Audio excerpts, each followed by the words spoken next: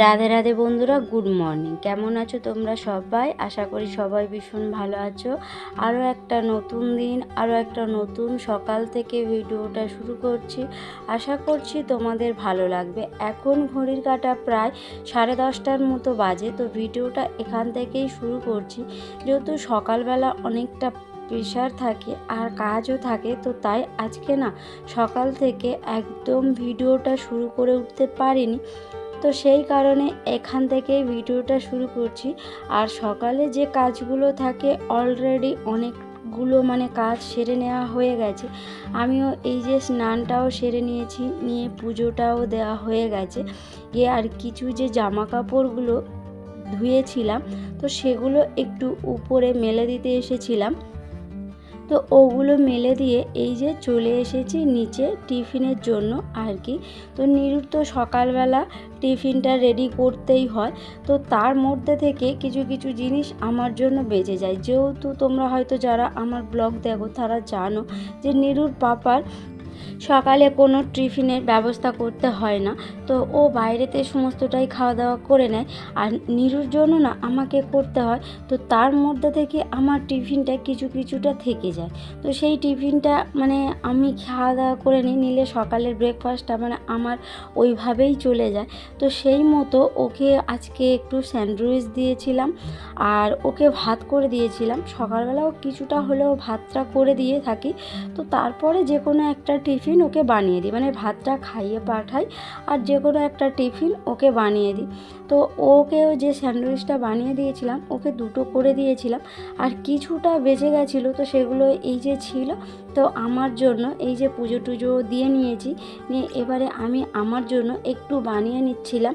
আর সঙ্গে কিছুটা কাঁঠালও বাড়িতে ছিল, তো সেটাও নিয়ে নিলাম, নিয়ে এই যে টিফিনটা সেরে নিচ্ছিলাম। জানো তো সকালের টিফিনটা এইভাবেই আমার হয়ে যায়। আবার কখনো কখনো যদি না থাকে খুব একটা চাপ হয় না যে সকালে ব্রেকফাস্টটা যে আমার মাস্ট করতে হবে, এরকম কোনো ব্যাপার না।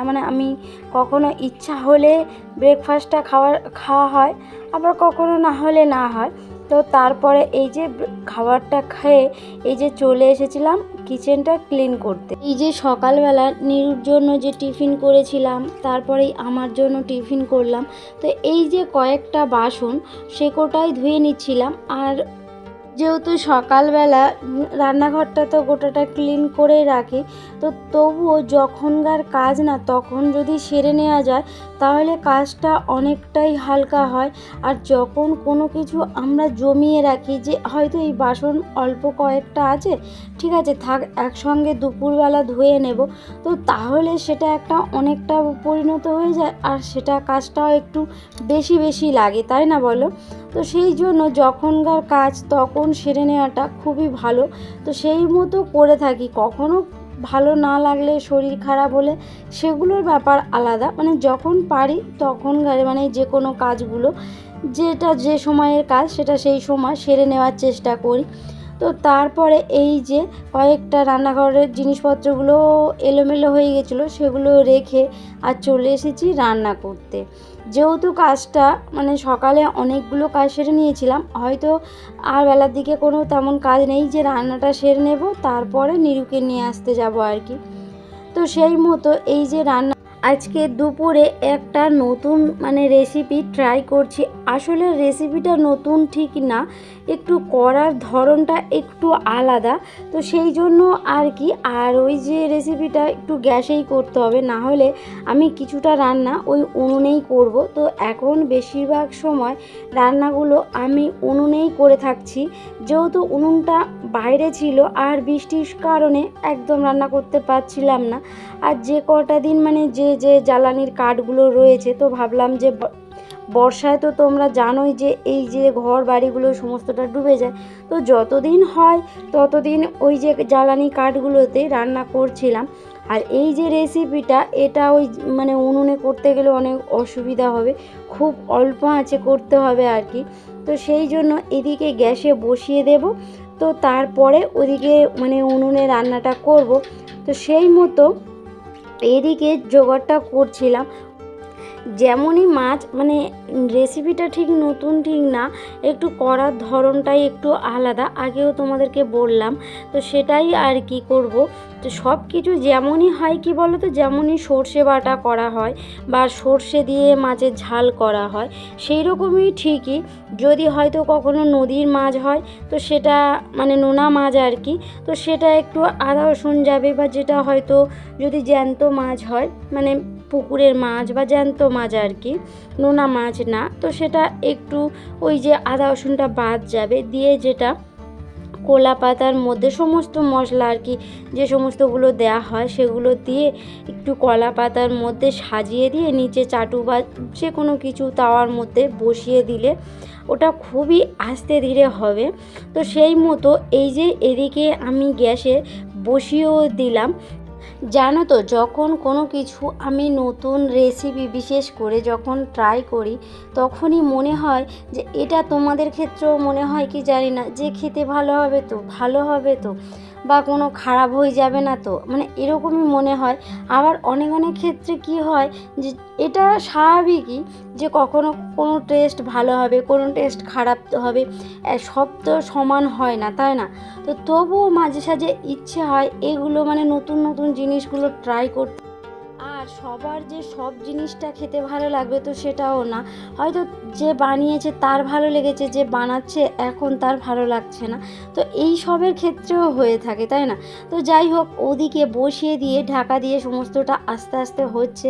তো তারপরে চলে এসেছিলাম উনুনেতে, আর এই যে উনুনেও বসিয়েও দিয়েছি, ভাত বসিয়ে দিয়েছি এদিকে। তো এদিকে মাছের আর একটা তরকারি করব, আর ভাতটা করে নেব মানে উনুনে, আর সেই মতো করছিলাম আর কি। আর এদিকে বৃষ্টিটাও আরম্ভ হয়ে গেছে। বর্ষাকালের আকাশ তো বলাই যায় না যে কখন রোদ কখন বৃষ্টি, একদম মানে নাই। সকালবেলা কি সুন্দর ওয়েদার, আর এই যে দেখো কিছুক্ষণ পরে ঝমঝমিয়ে বৃষ্টি। তো যাই হোক, তারপরে একটু বৃষ্টিটা উপভোগ করছিলাম ওখানে দাঁড়িয়ে দাঁড়িয়ে বাইরে আর কি। তো তারপরে চলে এসেছিলাম ওই মাছগুলো উল্টে দেবো বলে। তো মানে ওই সেম প্রসেসে আবার একটা কলা পাতা দিয়ে তো একটু মাছগুলো উল্টেও দিয়ে দিয়েছি, দিয়ে ওদিকেও হচ্ছে। আর উনুনের রান্নাগুলো না পুরোটাই কমপ্লিট হয়ে গেছে। এটা যেহেতু বললাম না এটা অনেকটা আস্তে ধীরে এই জিনিসটা করতে হবে, তো সেই মতো এটা হচ্ছে, এখনও হচ্ছে আমার ওদিকে উনুনে। মানে ভাত আর একটা মাছের ঝাল ওদিকে অলরেডি হয়ে গেছে। তো আরও একটু সময় হাতে ছিল, তো তাই ভাবলাম যে ঘরটা একটু গুছিয়ে নিই। ঘরটাও একটু এলোমেলো হয়েছিল, তো সেই জন্য সকালবেলা ঘরেরটা মানে এমনি হালকা বিছানাগুলো তুলে নিয়েছিলাম, কিন্তু ভালো করে পরিষ্কার করে ঝাড়া হয়নি। তো সেই মতো এদিকে এই যে একটু ঝেড়ে গুছিয়েও নিচ্ছিলাম।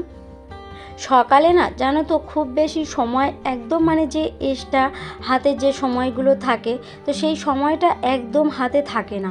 আর যদিও হয়তো যে ফাঁকা সময়টা একটু একটু পাওয়া যায়, যেমন এই যে দেখো না রান্নাটা প্রায় শেষের মুখে বা হয়েও গেছে, নিরুর আনতে যাওয়া একটু দেরি আছে, তো একটু সময় আছে না, রেস্ট নিয়ে ভাবলাম যে ঘরটা গুছিয়ে নিই। মানে সকালের দিকটা যতক্ষণ মানে আমি একা বাড়িতে থাকি তো ততক্ষণ চেষ্টা করি যে ঘরের কোন কাজটা কোনটা কোথায় বাকি আছে ওগুলো সেরে নেওয়া। না হলে কি হয়, ওরা বাড়িতে আসলে ওদের পিছনে এটা ওটা করতে করতে তো তখন আর ঘরের কাজগুলো না ঠিক মতো হয়ে ওঠে না।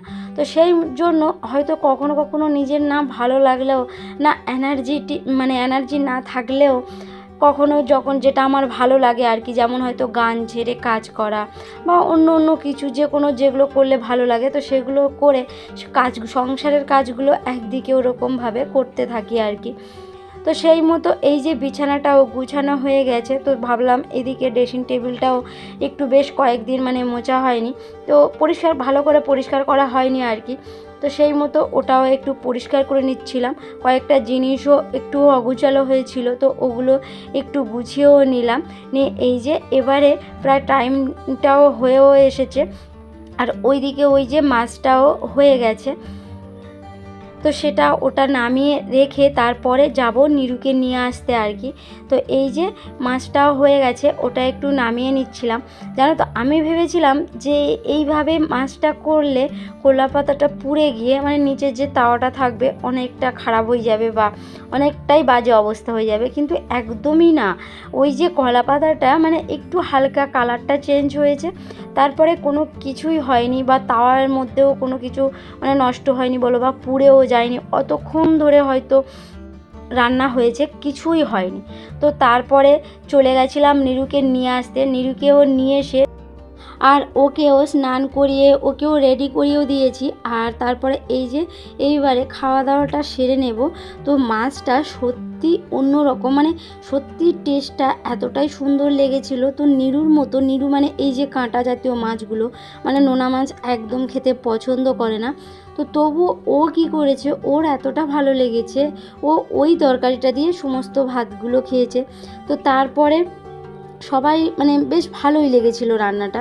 তো তারপরে এই যে অনেক বেশ কিছুক্ষণ রেস্ট নেওয়ার পরে তারপরে তোমাদের সাথে একদম সন্ধ্যা থেকে মানে ভিডিওটা ফের শুরু করেছিলাম। তো সন্ধ্যাটা দেওয়ার পরে আর এই যে নিরুর জন্য একটু টিফিন ওর দিচ্ছিলাম, কিছুই না একটু কলা আর মুড়ি দিচ্ছিলাম যে তুমি এটা খেয়ে নাও। তো তারপরে ওকে একটু পড়তেও বসাবো, তো সেই মতো ও আবার একটু ঘুমিয়েও পড়েছিল। তো এই একটু আগে মানে ওকে তুলে এখানে মুখে জল দিয়ে মানে ফ্রেশ হয়ে ও এখানে বসেছিল আর ওকে এই যে টিফিনটা দিলাম। আর তারপরে এবার এই যে ওকে পড়তেও বসাবো। এতক্ষণ পর্যন্ত আমার ভিডিওটি জুড়ে যারা রয়েছে তাদেরকে জানাই অসংখ্য ধন্যবাদ। আর এই বোনটি বা দিদিটির পাশে একটু থেকো, তো এটাই বলার। আর তোমাদের যদি ভিডিওটি ভালো লেগে থাকে তাহলে একটা লাইক, কমেন্ট বা তোমরা চাইলে ভিডিওটি শেয়ার করতে পারো। আর তোমরা চাইলে একটা মিষ্টি বন্ধু হয়ে এই ছোট্ট পরিবারের পাশেও থাকতে পারো। আর তাহলে বন্ধুরা ভিডিওটা এখানেই শেষ করছি। দেখা হচ্ছে এরকম কোনো আমার একটা সাংসারিক নতুন গল্পের ভিডিওর সাথে। আজকের এই পর্যন্ত, টাটা।